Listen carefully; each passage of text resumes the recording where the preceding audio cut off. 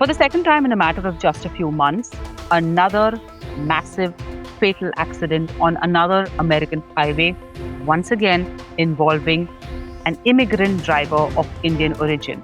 It has sent a wave of panic among the Punjabi trucking community because MAGA has got another reason to rake up the issue of immigrants. In this case, the driver was driving under the influence, and that's also another red flag. Apparently, he didn't even apply the brakes, he couldn't even read the road signs. Joining us for more on this is our correspondent from the US, Chidanand Rajbhatta. Yes, there are two ways of looking at it. One is, of course, there have been infractions and two fatal accidents with very grievous consequences, with people dying. And it is a fact. I think we have to acknowledge that.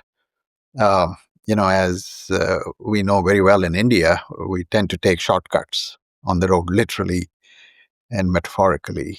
And sometimes, immigrants tend to bring, their bad habits abroad. And in this case, we know that there were shortcuts that these drivers took, including, they flunked their, competency test, English proficiency test, road sign reading test, and still managed to be on the road.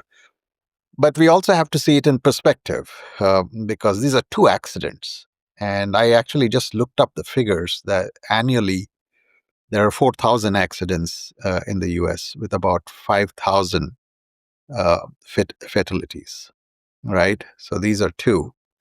And as you mentioned, it's given a stick, for, the MAGA crowd, to yell and scream and say, these are all, immigrant foreign truck drivers. They should have, no place in America. The truth, of course, is that there is actually a trucker shortage in America. That's acknowledged. The American Trucking Association, for instance, says the United States needs at least 70,000, foreign truckers or immigrant truck drivers to come into the country. And otherwise, there'll be a grave crisis. Trucking is big in U.S. Actually, in terms of transportation, nearly 75% of all American goods are transported on trucks. Massive trucks. The entire grocery chain moves on trucks.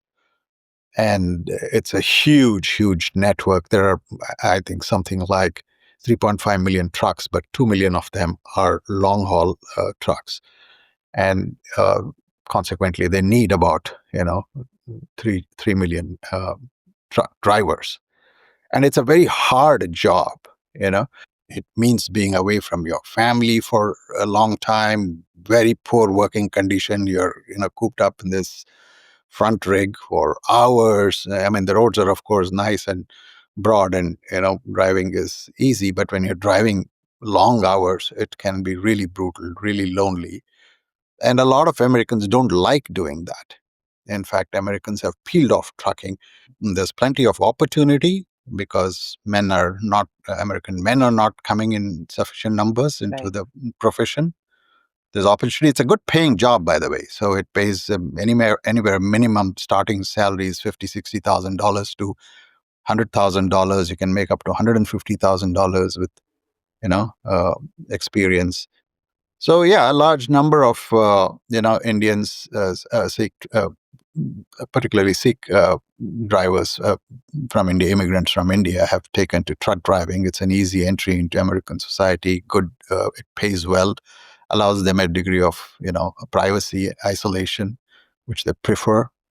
And I've seen this grown. That said, I can tell you that not everybody is illegal. There are a lot of people who have come in legally. I mean, some of them came here as asylum seekers. There was a big surge in migration post 1984, the riots in Delhi and North India. So a lot of them came during that period. And since then, a lot more have come in. Some of them have come in illegally, but there is a established legal, Sikh trucking community. There's something called the North American Punjabi Trucking Association. They even have I found they have a radio station in Punjabi. And I think somewhere in Nebraska, they actually have a dhaba. It's called an Akal Daba. Called Akal Daba. It's very famous. It's a very famous trucking this thing, and a lot of Americans, local Americans, go there to eat daba food, which is cheap, affordable, and they love it. So yeah, I mean it's a well established community, and it's such a shame that two accidents. They're trying to define them with two accidents. I feel it's unfair. Look, I don't. There's a lot of politicization also happening because the MAGA states. I mean, for instance, one of the accidents happened in Florida, which is Republican controlled. So the governor of Florida and everybody in Florida, the attorney general, has jumped on California, saying, "You guys, gave them." The licenses. But California, I think Gavin Newsom, the governor, has said that. But look, they are in status. They may be, illegal, but they're documented. Their asylum application was being processed, so the state allows it. But yeah, I mean, they're going to tighten up the rules now, I guess, and make it much harder. But as with everything else, including the whole H-1B visa, I see this as MAGA overreach of constantly saying, "Oh, we don't need immigrants. There are enough Americans to do the job." No, they're not. They're not. Not in tech, not in trucking. There are official figures, published by respected associations, very, neutral or non-partisan, which point to a shortage of workers in trucking, in, software, in the infotech business and support. I mean, where will this stop? And this whole myth of, oh, there are enough Americans to do the job. Nah, they're not. If they were, then immigrants wouldn't be coming. But two ways again to look at this. One from the perspective of somebody who's an American who's saying, okay, these are illegal immigrants. One under the influence of drugs, the other one who didn't have his papers in order. I mean, in terms of immigration, took a wrong turn, and that led to that fatal crash in the previous incident. Given this, one aspect is Americans getting upset saying, I mean, we have rules and what the hell is happening?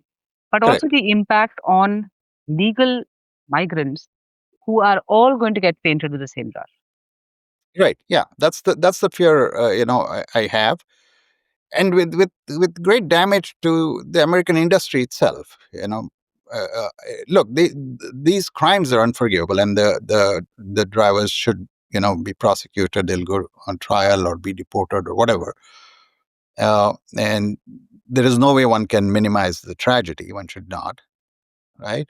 But there should also be a perspective. Like I said, there are 4,000 accidents every year in on U.S. highways and interstate involving big trucks, the 18-wheelers, and about 5,000 casualties. We didn't hear of drivers being identified by their immigration status or religion or color or nationality. In fact, a large number of truckers, by the way, I mean, the Sikhs, immigrant truckers, I think, form about 18% of long haul truck driving community. Um, the figures published by, I think, the North American Punjabi Trucking Association is something like between 135 and 150,000 Indian origin truckers, both drivers and support staff. But a large number of them are also from Central America and the Caribbean, right? So the 18% of immigrant truck drivers includes many of these other countries too. And we haven't heard of any, accidents. I'm sure there would have been, but I think in this case, it's because they are Sikhs. They stand out. I saw some of the local news, have the photograph of these two drivers.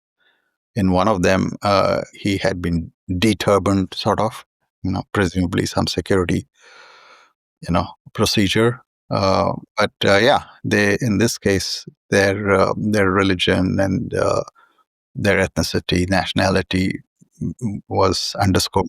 And I saw some very, sort of forlorn social media posts, by the legal, community saying, "Hey, look, we are legal. We speak English. We read the signs. We have good driving records. We appreciate and this country and what opportunity it has given us. So don't tar us all with this brush. But yeah, it is what it is, and it's terrible. Look, and also these kind of accidents. In this the latest accident, I saw one of the victims was a basketball coach, right, and a local in a local school, and a basketball coach, for a community is an iconic figure. Everybody loves, the coach. So yeah, all this is kind of added to a sense of anger, I guess.